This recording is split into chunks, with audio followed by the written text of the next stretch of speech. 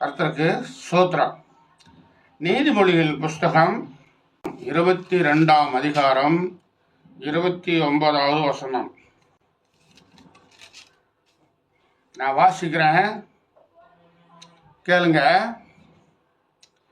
தன் வேலையில் ஜாக்கிரதையாய் இருக்கிறவன் நீ கண்டால் அவன் நீசருக்கு முன்னால நில்லாமல் ராஜாக்களுக்கு முன்னால நிற்பான் என்று வேதத்தில் நம்ம வாசிக்கிறோம்.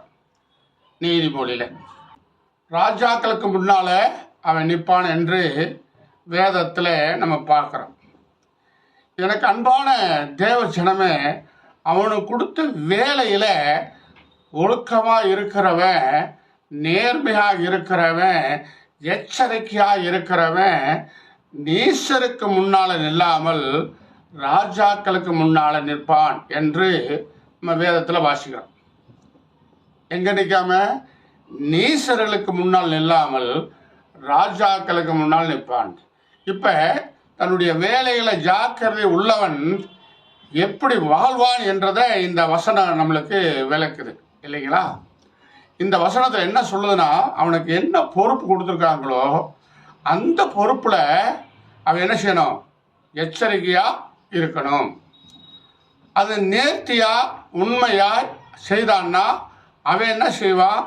அவனுடைய மேல் அதிகாரினால் பாராட்டப்பட்டு, பரிசுகள் வழங்கப்பட்டு, பதவி உயர் செய்யப்பட்டு அவன் எங்கே போயிருப்பான்?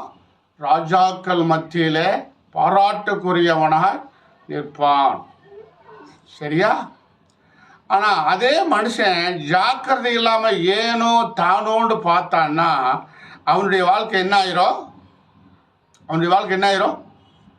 கீழே குற்றவாளியாகி, புரியுதா? நீ இன்ன தப்பு செஞ்சுட்ட, அந்த தப்பின் பிரகாரம் உனக்கு தூக்கு தண்டனை,